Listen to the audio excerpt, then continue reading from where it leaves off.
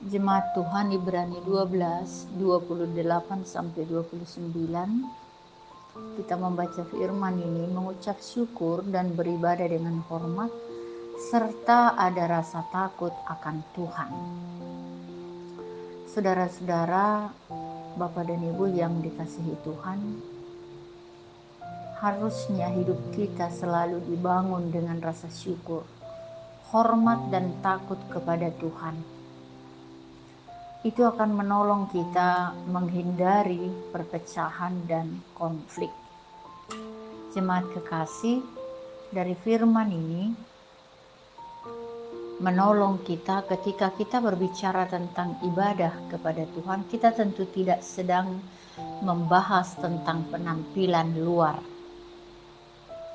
Memang penampilan jasmani itu penting, seperti kerapian, kesopanan dalam berpakaian. Tetapi yang dimaksud bukan tentang kemewahan berpakaian dan aksesori yang lain, tetapi lebih ke arah sikap yang sungguh-sungguh.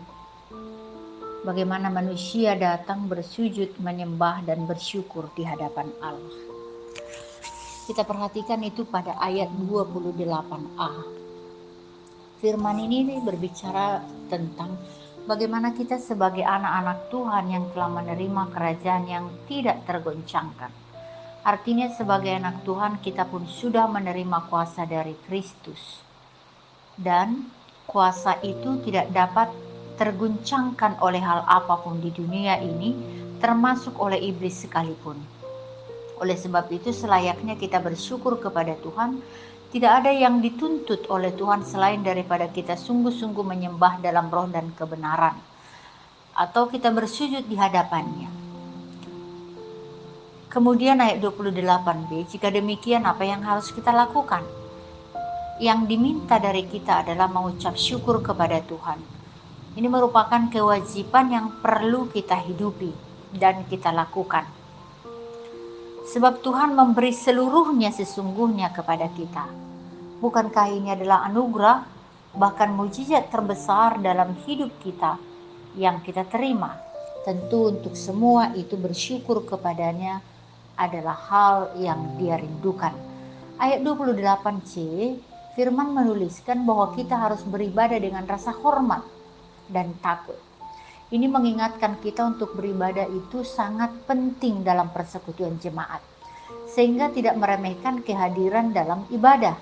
Keaktifan kita sangat dibutuhkan. Oleh karena ibadah itu harus dilakukan dengan rasa hormat, berarti ibadah sesungguhnya haruslah menjadi bagian milik kita ketika kita bersekutu bersama dan ketika kita juga berada pada posisi pekerjaan kita hari demi hari. Takut akan Tuhan merupakan bagian dari ibadah. Dan ketika kita bekerja, pekerjaan kita di bidang manapun itu, biarlah juga kita dituntut untuk takut akan Tuhan ketika kita melakukannya.